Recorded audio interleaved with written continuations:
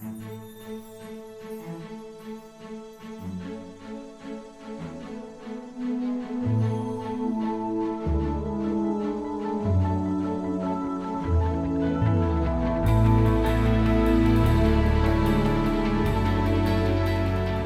acknowledge our university and community sponsors, the University of Iowa's International Programs and the University of Iowa's Honors Program. They contribute vital time, talent, and logistics to our organization. I also thank the Stanley UI Foundation Support Organization for their very valuable financial support, and today's special sponsors, Dave, Denise, and Mike Tiffany, and Midwest One Bank. So, Maria Filippone is a family physician practicing in Des Moines, as I said earlier. Maria received her degree, her undergraduate degree from the U of I, but her medical degree from the Kansas City University of Medicine and Biosciences. Maria has participated in medical delegations visiting Gaza, which were sponsored in part by Physicians for Social Responsibility. Maria has been pursuing a lifelong dream of learning Arabic at Drake. In addition to these interests, she is a co-founder, along with her husband, of the Des Moines Young Artists Theater and co-owner of Noche, Des Moines' premier jazz club. If that's not enough, a woman of diverse interests, she also has taken yoga for 2 decades and continues to participate in dance, and I think she told me she's coming up on her 6th dance recital. So, without further ado, let's please welcome Maria Filippone.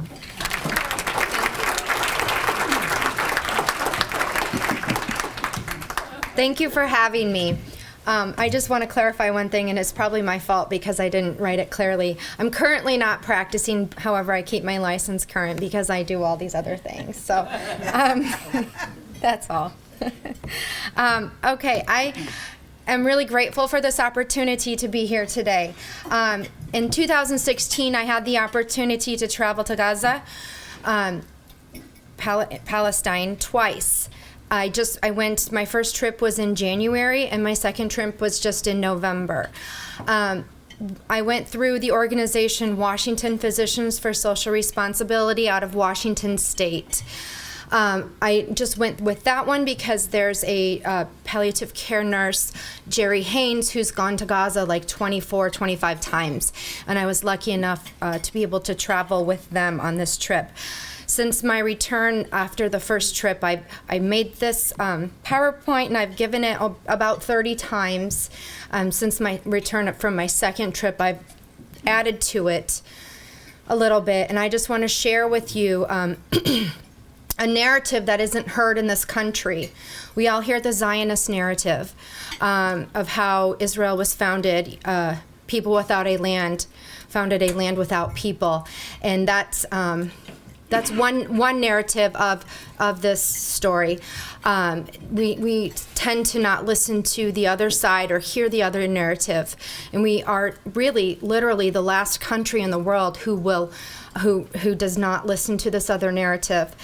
And so that's why I'm here. On other times I've given this presentation, I've had people yell at me very angrily.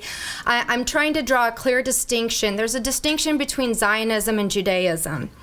Zionism is a nationalist movement, and Judaism is religion. It's different. Not every Jewish person is a Zionist, and of course not every Zionist is Jewish. Another thing I want to talk about, I've been accused of not being balanced in my presentation, and that's fair because I'm telling you my experiences. I'm not telling you a Zionist experience because I went there to help the people of Gaza and in the West Bank and Bethlehem and stuff. So I'm just going to talk about Gaza today because I have such a limited time. The West Bank and everything, that's a whole other hour. Okay, when I first created this PowerPoint, I did it because my daughter, she was in 7th grade last year. They had just finished studying the Middle East, and her teacher learned I had just returned.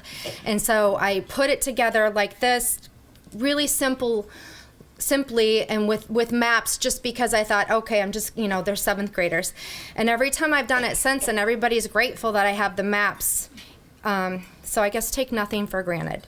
As you can see, these are the borders of Middle Eastern countries today, actually post 1948, post Nakba. Nakba means catastrophe in Arabic. Like I said, the Zionist founding of the Jewish Israel state is quite different than the Palestinian narrative. As you can see, a lot of these boundaries are also abnormal and did not take into account various indigenous people that lived in the lands, because this is drawn mainly by Western countries, mainly Britain, the U.S., and France, some Spain. Here is a map of Israel-Palestine. This is the first map is before the Nakba, and then that's the partition plan that the U.S. and Britain came up with in 1947 after the Balfour Declaration, which was 100 years ago this year, claiming that there should be a Jewish state. And then here it is 1949 to 67 post-Nakba, and then since then it's even less green now because green denotes Palestinian Territory. This is Gaza right here on the Mediterranean Sea, and this is the West Bank and Jerusalem. If you look at, and you'll see more in my presentation, how these Palestinian territories are divided up into Bantustan-style ghettos. That's a term from apartheid, South African apartheid. And there's very little freedom of movement for Palestinians. There's no freedom of movement for Gazans. Gaza has been under total and complete siege since 2007, 6 or 7, and there's very little freedom of movement. So when people talk about a two-state solution, you need to ask yourself, who does this benefit and who does it not benefit? Because a two-state solution geographically is not viable at this point in time. In any ways, also, I wanted to talk about in 1948, when the State of Israel was founded, over 750,000 Palestinians were expelled from their homes and lands, forced into neighboring countries or refugee camps where many of their descendants still reside. Many of them still have the original keys to their homes and deeds and everything. Also, there were a lot of massacres that we tend to not even acknowledge in this country. For example, Deir Yassin and Dawameh in Palestine, where the Haganah, which is now the IDF, it was the Jewish paramilitary group, which is what founded the State of Israel, had non-aggression pacts with many of these villages. Over 530 villages were wiped off the map. And many elderly men, women, and children were massacred in some of these villages, their bodies stuffed down wells, elderly men found in mosques, murdered, so that they would no longer exist, so Israel could be created. So when I tell you this, I'm not saying it to demonize one side. I'm just saying it to share another narrative to a story that is true and does exist, and we are the last country in the world, like I said before, to acknowledge this. This is a current map of the road system in Israel-Palestine. And if you are Jewish Israeli, you have a yellow license plate, and you can go on all of the roads except the roads in Gaza. You can go on the yellow, white, and red roads, except in Gaza.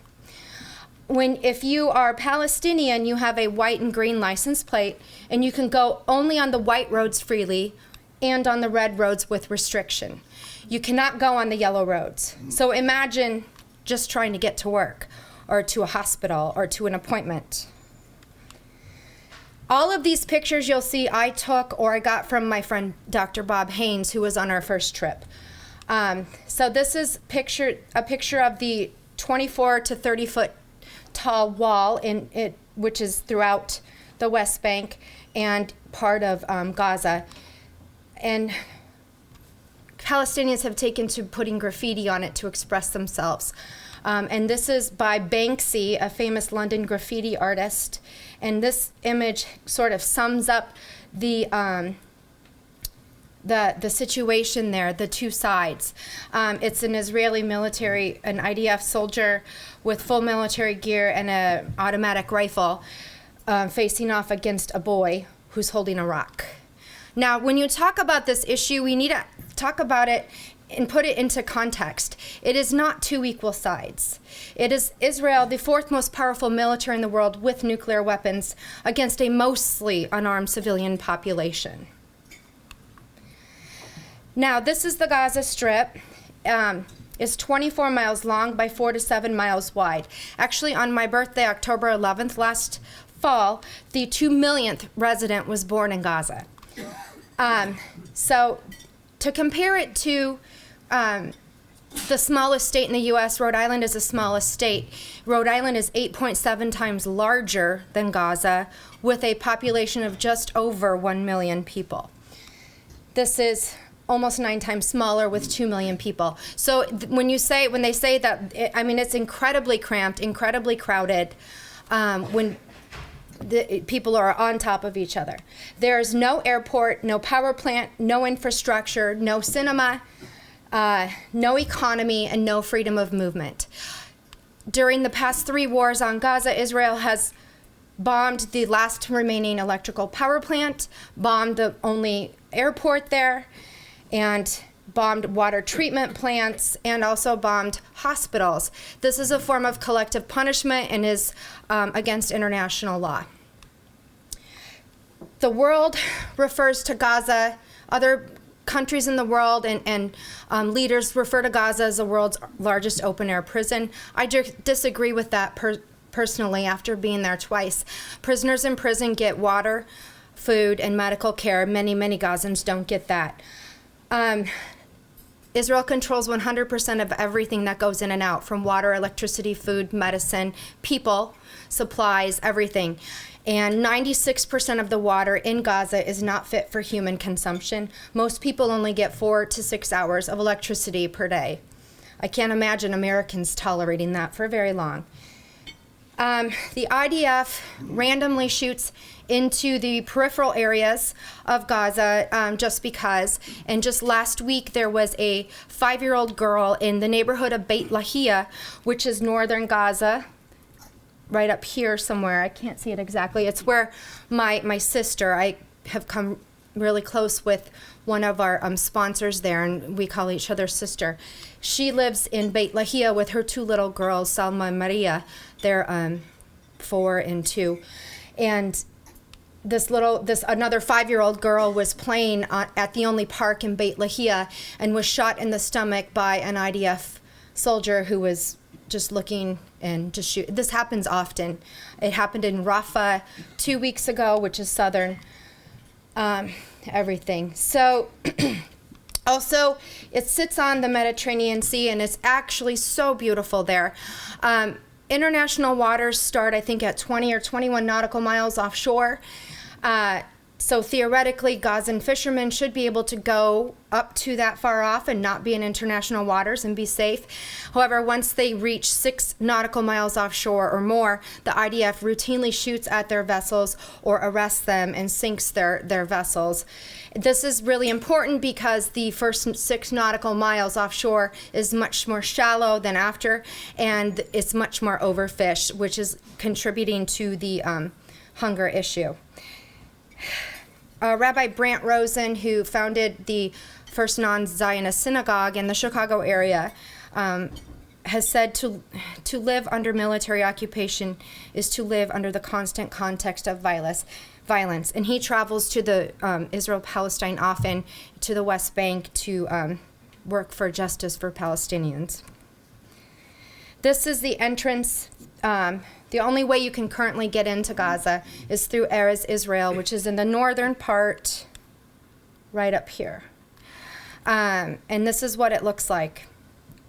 These concrete walls that Israel has made are 24 to 30 feet high. The Berlin Wall was 12 feet high. These are at least double. And another point I want to make too is Israel justifies these walls by saying there are no more suicide bombings because of it. The walls have stopped the suicide bombings. That's actually inaccurate. Hamas made a political decision to stop suicide bombings because it was contrary to Islam, where if you kill one innocent person, you kill all of humanity. And that's why suicide bombings have stopped. This is the entrance. You walk through I thought it was 1 kilometer, but I was told it's not quite that long. So you walk through a really long cage to get from Israel to Gaza to the Hamas side. And it's open, and as we were crossing the first time in January, we heard gunshots, and we found out later 2 young Gazan men, like 19, 20, went to the periphery and threw rocks in to resist and were killed by IDF as we were crossing. In Arab cultures and Muslim cultures, it's suicide is frowned upon. So this was a form of suicide, but to look like they were resisting, because there's so much despair in Gaza. As you're walking through the cage, on your left is this beautiful green area, and it's called the kill zone. Israel acknowledges that it belongs to Gaza. It makes up between 30 and 35% of the most fertile farmland in Gaza, but Gazans are not allowed to use it because Israel deems it a security threat. So they routinely mow it down and everything, and as I learned the first time I went, shoot at anything that moves on it. More pictures. On your right, as you're walking through the cage, you see this not fertile area. Well, Palestinians are free to go there and scavenge for whatever. And there were children saying shalom because they thought we were Israeli going into Gaza, trying to find anything they can resell. Mainly what they do is they pick up, wrecked concrete and grind it down and try to resell it to rebuild, because reconstruction materials are not allowed in, or very little are. This is a shepherd leading his sheep into the kill zone, at the very edge of the kill zone, because there's nowhere else for his sheep to graze. And this is northern Gaza, and this was 1.5 years after the last assault on Gaza. Very little rebuilding had been done. There are a lot of orphanages in Gaza because there are a lot of orphans because of the wars. And they just make the best of things.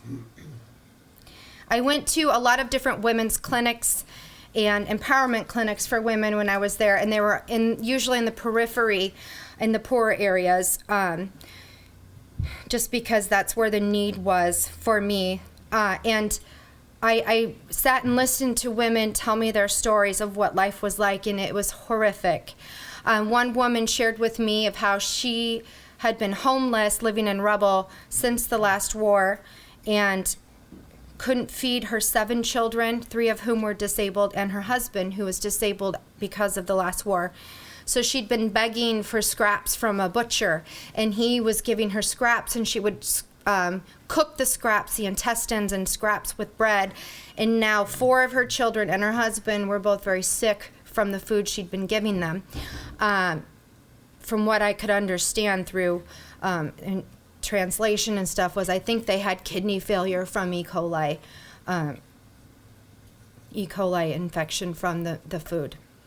Another woman told me of how she tried to commit suicide 3 times. Each time one of her children, a different child, each time stopped her. She described each attempt in detail, once trying to step off a building, once trying to walk into traffic, and once trying to swallow pills. These women told me their stories in front of their children. The youngest was around 2. And the children, there's nothing censored because the children live this misery too. And a lot of the women told me how my child said to me, if all I have to look forward to is this misery, why did you have me? It's incredible the amount of suffering. And I talk about this because here in America, the suffering is completely needless for them. our government gives Israel $10 million a day in mostly military aid, mostly to continue this illegal occupation and siege on civilian population in the West Bank and Gaza. And it's going to actually go up to $15 million a day after Obama's Memorandum of Understanding, which he signed right before he left office, not long before. So it's this is something that you actually can change if you just educate yourself on this and speak up about it, because it will change in a heartbeat if Americans said no more, not in my name. After the 2009 offensive, depleted uranium was found in craters from Israeli missiles. This was discovered by Italian teams, not U.S., not Gaza, not, by Italian teams. Israel later admitted to using white phosphorus in that attack, but not U-238. White phosphorus is really bad too. If you don't know what it does, just Google it and see what it does to skin. Since then, at the time, at Islamic University, they had a lab in Islamic University, I've been there twice, where they could test for toxins and contaminants and stuff from this. After that 2009 war, Israel destroyed that lab during the 2012 offensive, I believe. So there's no way for Gazans to check what they're exposed to now. It's completely relying on the international community and teams from the international community to come in and test. And Israel's tightening up. And we almost didn't get in November at this last trip. In the 2014 war in Gaza, 30,000 bombs were dropped on Gaza. 10,000 of these bombs were unexploded. Of these, only 3,000 have been found. So that means 7,000 bombs have not been found and are not exploded and were ready to explode anytime. 1 month exactly after I left Gaza last year, a 5-year-old boy was killed and his 6-year-old brother were seriously injured when an unexploded ordnance exploded in Jabalia, which is in northern Gaza. It's the most densely populated refugee camp in the world. Kids play on these mounds of rubble and unexploded bombs. There's no place else to go. There are alarmingly high rates of breast and brain cancers, especially among young people in Gaza. There's no way to epidemiologically assess this because there's no infrastructure. There's no public health system. This is a picture of Islamic University a year and a half after the 2014 war, and they still had not been able to rebuild. I'm assuming this is where the lab was because this was the most damaged part. And this is northern Gaza. We also got to tour the Rafah-Egypt border, which is the southern border of Gaza between Rafah and Egypt. It's been closed since 2013. However, Egypt does open it every so often for a day or so or a few hours and lets a few Gazans through, mostly students or older Gazans who have family in Egypt who need medical care. But it's really a crapshoot. Most likely you're not going to be allowed to pass. There were around 950 tunnels between Gaza and Egypt, which now I was told by Hamas only 6 of them remain, but who knows what's exactly for real. These tunnels are what made an economy possible in Gaza. Things were transported like medicine, goods, electronics, clothing, cars, furniture. It even transported people back and forth to see family in Egypt. And all our media can focus on is weapons being brought back and forth. Yes, some weapons were brought into Gaza from those tunnels, but why are they not allowed to defend themselves? Why are they not allowed to have weapons when they're being occupied and under siege by the 4th most powerful military in the world? I can't imagine Americans would stand for not being able to have our guns. But anyways, with your tax dollars and some engineers from the U.S. as well as from the Middle East, these tunnels are being destroyed and have been systematically destroyed since 2014 or 15. And what they're doing to destroy them is we're blowing them up, which is making the farmland down there unusable. Remember, they can't use that 30 to 35% of most fertile land because it's the kill zone. Well, the next most fertile land is here, Rafah, Egypt border, and blowing up these tunnels destroys this farmland. And so Rafah is currently the breadbasket of Gaza. And also, there's one remaining, well, no longer, freshwater aquifer, which runs in that area, which have been flooding these tunnels with salt water, which destroyed the freshwater aquifer. And the UN said last year that if steps aren't taken to remedy this freshwater aquifer, but will be unusable by the end of 2016. Well, it's 2017, nothing was done. So this is further worsening this water crisis in Gaza. And food. These are the craters of tunnels. I couldn't count. There were so many holes. This is the deputy minister of Rafah. This is the Egypt border. And we were there about 25-30 minutes on this tour. And when we arrived, this wasn't here. When we left, this crack had happened. So it's just a matter of time. It's probably until something caves in. This is a Hamas outpost. This is a sewage area, like a cesspool that Israel built when they occupied Gaza, and it drains sewage from a lot of the peripheral, more rural parts of Israel, and there's no treatment of it. And when it rains, raw human sewage floods the streets in Gaza, and Israel opens the pipe when it rains and lets untreated human sewage directly into the Mediterranean. There's always a dead donkey or horse on the road by it. You can smell this area long before you see it. Our sponsor in Gaza is the Gaza Community Mental Health Program, an NGO aimed at delivering high-quality mental health services to the people in Gaza. One of my colleagues coined the term Gaza syndrome. There's no PTSD in Gaza because the trauma is ongoing. And there is no disorder because this is a natural reaction to an unnatural condition. Oh, and GCMHP, after the 2014 war, took children back to their very own neighborhoods, and the children got their very own toys and created three-dimensional artwork, as well as two-dimensional artwork, to help them cope and deal with their grief and feelings. And this is what they created.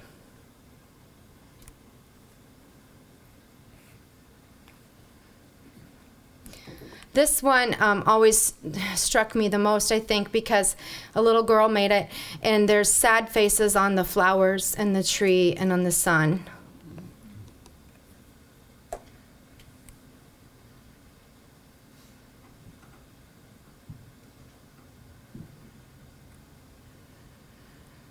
This is a fanus, which means lantern, and in Ramadan, children get lanterns when they break the fast at the end of the day, or little tiny gifts.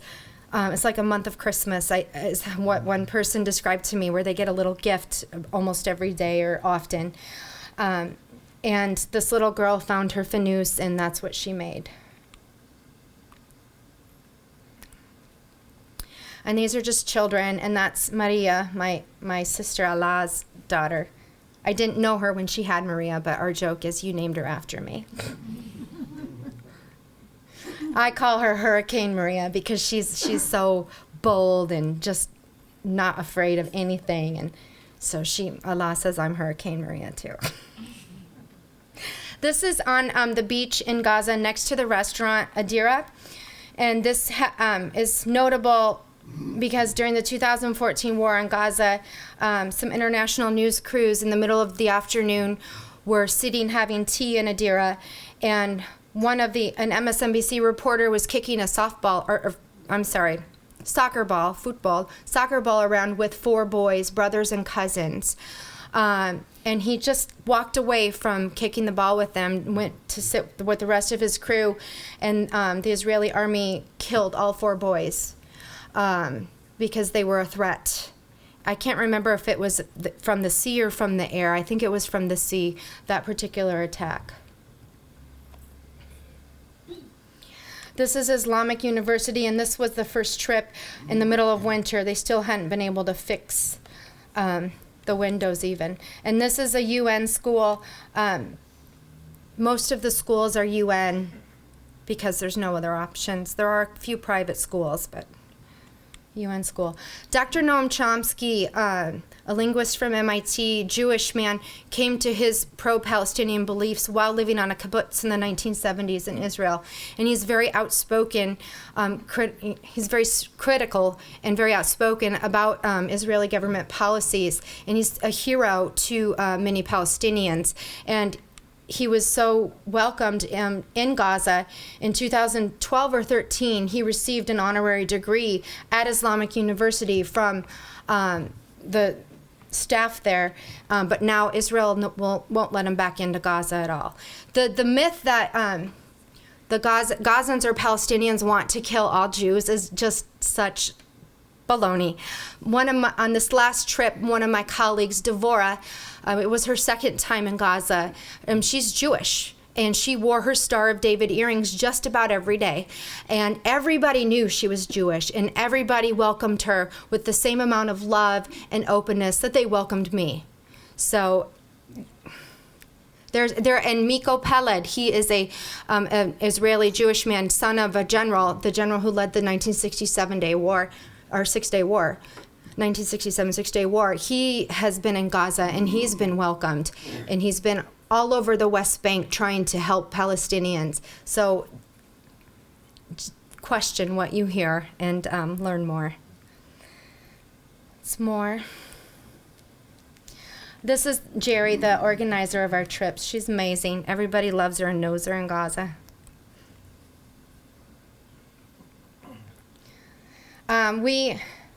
We had to get a tour of northeastern Gaza on our first trip, and Israel was amassing artillery and tanks and everything at the northeastern border. So we had to decide if we wanted to go through with the tour or not go through with it or leave Gaza early, and we voted to go through with it. So we hired security and just let the Israeli embassy know that you're going to have Americans at the border, don't shoot. Because they shoot randomly into the northeastern and the southern area. And so this is northeastern Gaza. Children scavenge through these piles of rubble with bare feet. Who knows what they're exposed to? And this is overlooking Gaza City, Shijaiya, actually, the neighborhood, which is very densely populated. This was at the highest point looking over. They're still not allowed to rebuild or anything. The unemployment rate amongst Gazans in my age group, I'm 45, is like over 40%. The unemployment rate for young people from 18 to 30 is 68% and even higher. So you can imagine what kind of desperation this leads to. In the 2014 war, Israel said you need to evacuate all the people from Al Waifa Rehabilitative Hospital because Hamas is hiding weapons there. Which this was in northeastern Gaza. And so they evacuated them and they leveled the hospital and no weapons were ever found.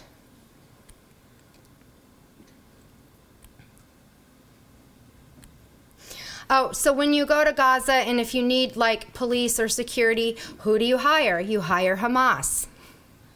And these are our 3 Hamas security people who were with us on this trip where we toured northeastern Gaza. And I can't find that initial picture, but they're taking a selfie in the initial picture, and then now they're looking at it, and they're just like normal people with a gun. I went to Egypt a year and a half ago, and through Drake University for this model Arab League, and our professor who put everything together because he's from Egypt. We had security with us everywhere we went, and who was much more, he had a lot more weapons and more medicine than these guys. But I talk about this because the UN Conference on Trade and Development released a report in 2015 saying that if things don't change in Gaza, if the siege is not lifted, it will be uninhabitable by 2020.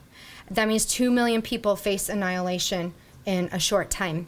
And Gazans are well aware of this. They have a sign in Gaza saying, let's make Gaza livable by 2020. So they're trying. But we need the international community, specifically Americans, to help with this. And it's not okay with me.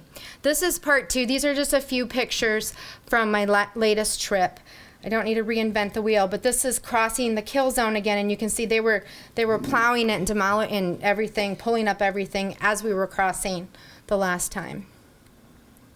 There has been a little bit more reconstruction in Gaza from, the second time I was there, but there's still a lot. This is a juice factory that Israel bombed because they said there were weapons. Again, no weapons were found. This is still, not able to clean up, not able to rebuild.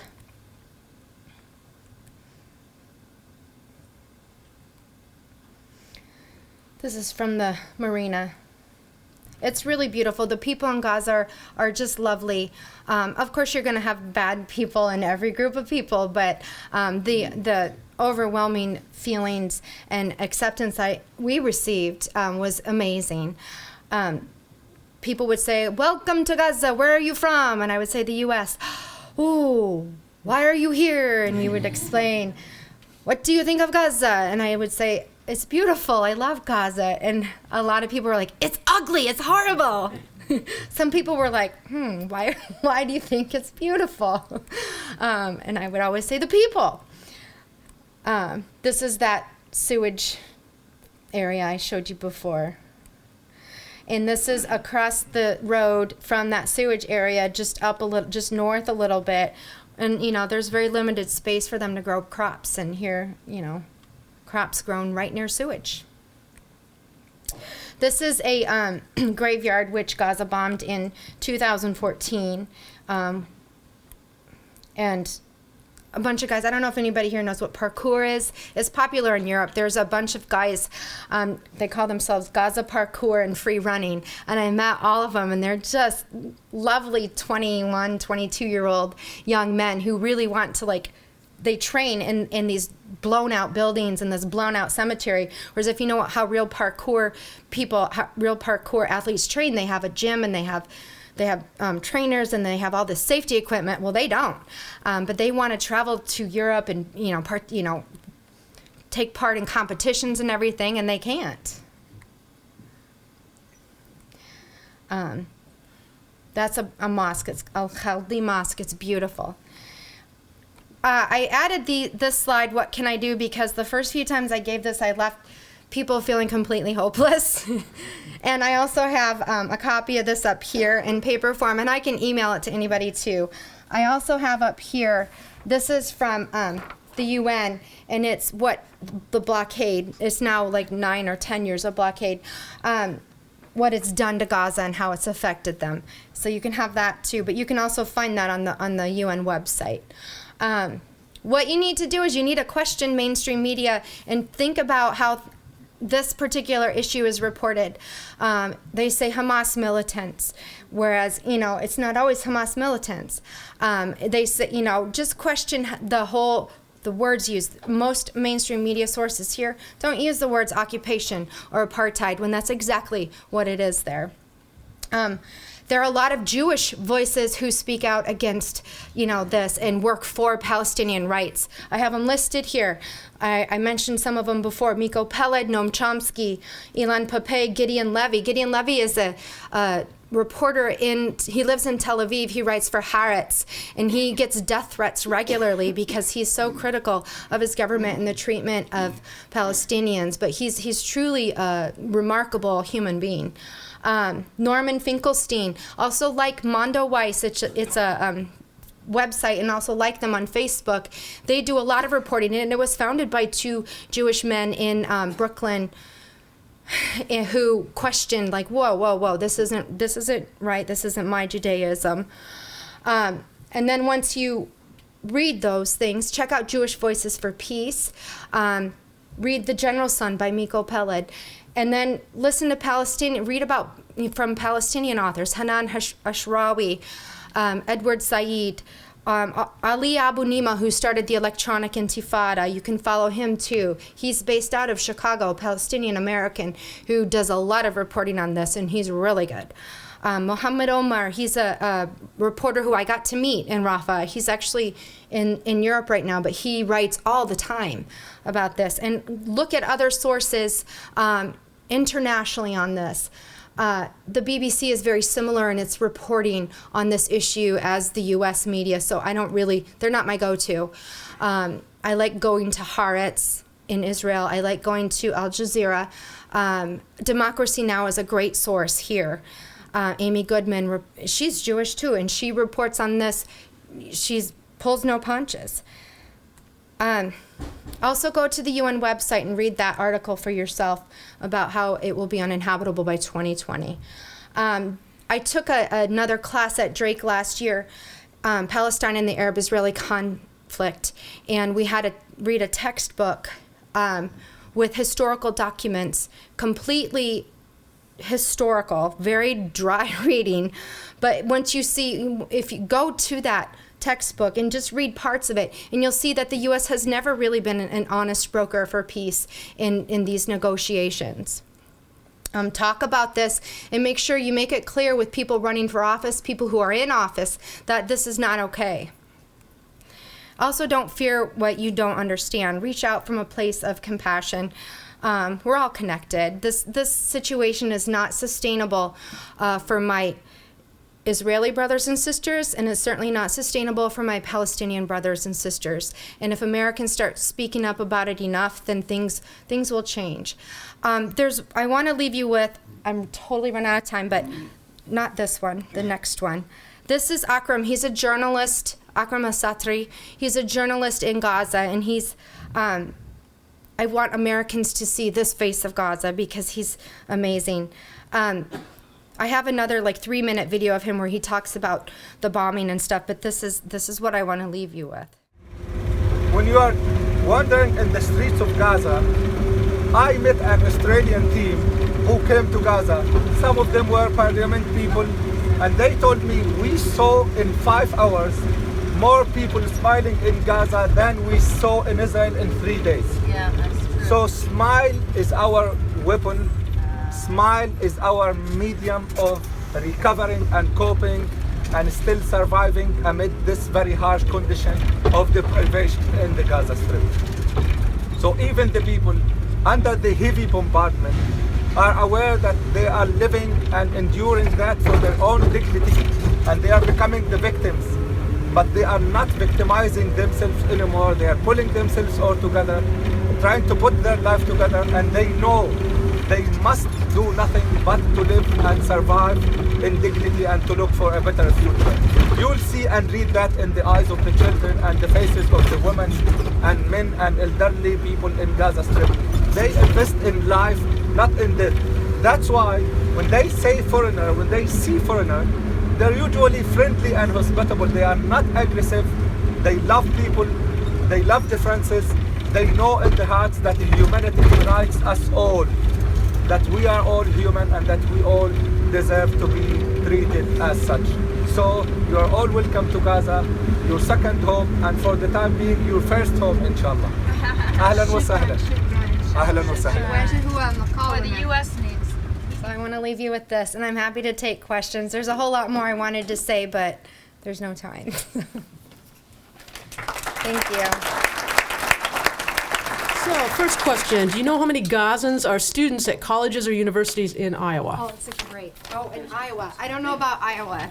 But I also wanted to say, though, Palestinians are the most highly educated people of all the Arab countries. And education is extremely highly valued and important. And many, many Gazans have bachelor's and master's. There's just no work because there's no economy. I don't know about in Iowa specifically. Also, I wanted to say, I don't know if there's a Students for Justice in Palestine group here. I couldn't find one on your website, but that doesn't mean there isn't one. I think you guys need to start one. I mean, I went to undergrad here, and this was like my awakening as far as becoming a lifelong activist in just about anything. Are Israeli journalists banned by Israel from entering Gaza? Yeah, they're told. A lot of Israelis believe fear for their lives and feel like they'll be killed.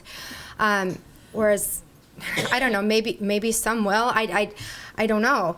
But my experiences and what I've seen is that's just not the case. But Israel controls 100% of everything in and out. And we almost didn't get in this last trip. We only got in because Israel gave us permission to enter. We got our tickets. And then they said, oh, no, you're still under review. You haven't been granted permission. We, as like a last-ditch effort, contacted all of our congresspeople, and actually Representative David Young from Iowa, Republican, got us in this last trip. And we didn't find out until 12 hours before we were supposed to enter Gaza, because we were traveling on election night or day. So I found out from Andy in his office when I was in East Jerusalem that, yeah, we finally got permission to enter. When I go, I take 8 or 9 suitcases of supplies. This time I took 650 meals from the Heartland. I took a lot of money, and I gave it directly to the different organizations I know personally, so they could pay their employees, and also so they could buy food and stuff to give, and medicine to give to the clients who use their services. I also took a lot of over-the-counter meds and vitamins and toys. I mean, I took 8 suitcases full this last trip. 9 suitcases the trip before. Why was it necessary for you to hire security when you were within Gaza?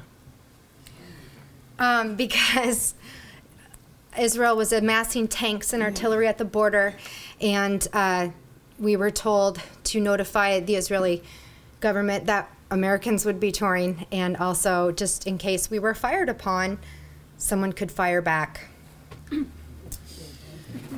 You never mentioned why the IDF bombs or shoots into Gaza. Do you acknowledge that Gazans, specifically Hamas, are partly to blame for the violence? I agree that violence is not humanitarian, but IDF is trying to protect Israel. Palestinians are not totally innocent. If you want to comment on that. Sure. Well, that's true, but also you have to contextualize this, the two sides. They're not equal. What will happen? What do you expect 2 million people to do who are crammed into a space, have no freedom of movement, no economy, very little food, dirty water, very little electricity? How do you expect them to react? I'm not condoning it. Certainly I'm not. But it's not always Hamas who's doing the firing of bombs. And if you compare the two, they're, like I said, like night and day. A primitive Gazans laugh and say, there's our military training ground, and then they laugh, well, police, and then they laugh again, well, it's Hamas. It's quite different. The capabilities of the two. It's a very primitive military system versus the most sophisticated, one of the most sophisticated, 4th most powerful army in the world. Also, just this week, Monday, I woke up Monday morning to all of these messages from people in Gaza describing how they were under attack. Well, a Salafist group in Gaza shot a rocket from Gaza into Ashkelon, Israel, just in the northern part. A Salafist group is not Hamas. They are actually at odds with Hamas. Hamas doesn't want them there. But we have a lot of people in our country we don't necessarily, agree with. And so in response to this, Israel dropped 25 missiles from the air and also attacked from the land and the sea with shelling and bullets all day long into the night. So the proportionality of the response is what violates international humanitarian law. So Israel does not just respond proportionally, they respond disproportionately. And I think I showed that in the beginning of my presentation of how Israel's bombed power plants, airports, hospitals, schools. That's collective punishment, and that violates international humanitarian law. Would you please elaborate on the initiative to make Gaza habitable by 2020? the most resourceful people in the world tend to be the people who have the least. And they are trying very much to make Gazans be proud to be Gazan. They're trying to find ways to clean seawater and make it drinkable and usable. They're trying to find ways to grow food without it having to take up much soil, because Israel routinely takes planes and kills crops by killing them with like insecticides and herbicides and stuff, because they say it's a security threat when really it's a strawberry crop or something. So they're doing all kinds of things as from the grassroots level up, from trying to make people knowledgeable about their heritage as Palestinians, and then what is indigenous to them as far as food and like architecture, what their houses originally looked like, to everything. So what do you have plans for your next trip? And would there be a way, if someone emailed you, to contribute financially toward supplies?